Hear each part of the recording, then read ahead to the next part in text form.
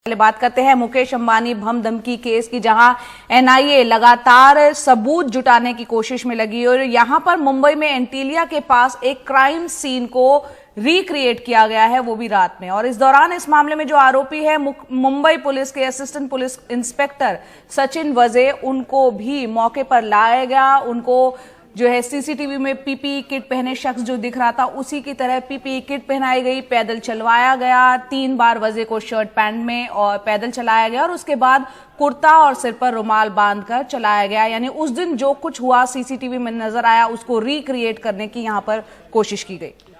सुनील सिंह हमारे सहयोगी हमारे साथ फोन लाइन पर ज्यादा जानकारी के साथ जुड़ रहे हैं। सुनील, ऐसा दिखाई देता है कि अब सचिन वजे पर शिकंजा एनआईए का कसता जा रहा है, और ये इसलिए भी क्योंकि जब ये पूरा जो प्रकरण है वो उन्हीं के अंडर में था, जब इस पूरे मामले की जांच खुद सचिन वजे कर रहे थे, तो कुछ जानकारियां छुपाने का मामला भी सामने आया है। और जो स्कॉर्पियो कार जिसको मिलने की बात थी कि वो छोड़ दी थी मनसुख हिरेन ने, वो भी उसी दिन वो दोनों मिले, इसका भी जिक्र नहीं किया गया था। और ऐसी बहुत सी बातें, इसको विस्तार से समझाएं दर्शकों के लिए। बिल्कुल शशांक, सचिन वजे ने पहले तो ये आतंकी साजिश की कहानी रची और पूरा फर्जीवाड़ा करके अपने ही सरकारी कार और अपने ही कई कारों का या दोस्तों का इस्तेमाल करके ये पूरी साजिश रची। और जब लगा कि ये मामला खुल जाएगा तब उन्होंने सबूत मिटाने की कोशिश की और कई जगहों पे बयानों में भी हेरफेर किया। ये लगभग साफ हो चुका है। और कल रात का जो सीन रिक्रिएशन हुआ है वो बहुत ही अहम है उस लिहाज से कि उस मौके से ही एनआईए को एक सीसीटीवी फुटेज मिला है 24 फरवरी की रात की ही, जिस रात को स्कॉर्पियो पार्क की गई थी। और वो शख्स इनोवा से उतरकर, उसी इनोवा से जो कि इनोवा पुलिस ने एनआईए ने जब्त कर लिया है, इनोवा से उतरकर स्कॉर्पियो की तरफ जा रहा था। तो कल रात में एनआईए ने पहले पुणे के फॉरेंसिक लैब के लोगों को बुलाया, सीएफएसएल को। उन्होंने पूरे सब चीजों का मुआयना किया।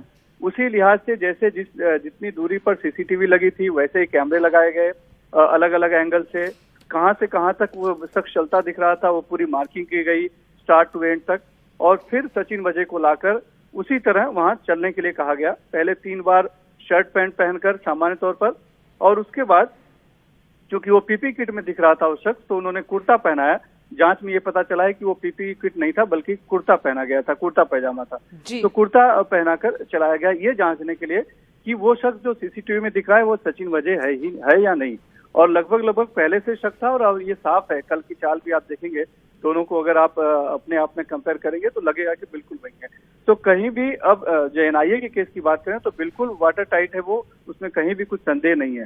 अब सिर्फ बात रह गई है कि जो मनसुख की जो हत्या हुई है वो मामला अभी चूंकि एटीएस के पास है, तो एनआईए उसको कब अपने अख्तियार में लेती है और फिर क्या सचिन वजे ने ही हत्या करवाई या हत्या में वो भी शामिल थे, ये देखना बहुत ही दिलचस्प है। सुनील, यहाँ पर हम जानते हैं इस केस में जमकर राजनीति भी हो रही है। जिस तरह से महाराष्ट्र सरकार पर हमले हो रहे हैं, केंद्रीय जांच एजेंसी एनआईए जब किसी मामले की जांच करती है तो क्या जो भी सबूत मिल रहे हैं सारी डिटेल्स मीडिया तक शेयर की जा रही है, और मामलों में भी ऐसा ही होता है? जय, देखिए, इस पूरे मामले में अगर आप ये कहना चाह रही हैं कि सब कुछ एनआईए मीडिया में दे रही है तो अधिकृत तौर पर कुछ भी नहीं दिया जा रहा है। जो कैमरे में दिख रहा है वही जानकारी हमें मिल रही है। और मर्सिडीज की जिस दिन तलाशी ली गई थी, जो उसमें से सामान मिला था, क्योंकि वो कैमरे के सामने था, गाड़ी कंपाउंड में पार्क थी और बाहर से सब शूट कर रहे थे, तो एनआईए ने वही एकमात्र अधिकृत बयान तब तक दिया है। अनिल शुक्ला जो कि आईजी है एनआईए के, उन्होंने आकर बयान दिया था चलते चलते वो। इसके अलावा ये सब जो जानकारियां हैं ये सूत्रों के हिसाब से या फिर जो हमें दिख पड़ रही है जांच पड़ताल के दौरान उससे ही निकल रही है। और जो कुछ सीसीटीवी वगैरह आप जरूर देख पा रहे हैं वो दरअसल अधिकृत तौर पर नहीं है, कई एजेंसियों ने मिलकर काम किया है। तो चूंकि अब मान लीजिए क्राइम ब्रांच में रहते हुए कई लोगों ने कई सीसीटीवी निकाले हैं, वो बाद में सीआईओ के पास चले गए, सीआईओ से जांच एटीएस के पास गई, एटीएस से जांच फिर एनआईए के पास आई है। तो इस तरह से कई हाथों से होकर जब गुजरती है कोई चीज तो उसमें से कुछ लोग जिन्होंने पहले काम किया रहता है वो अपने पास रख लेते हैं और वहीं से ये सब चीजें लीक हो रही है। लेकिन ये महत्वपूर्ण नहीं है कि कैसे लीक हो रही है और क्यों लीक की जा रही है।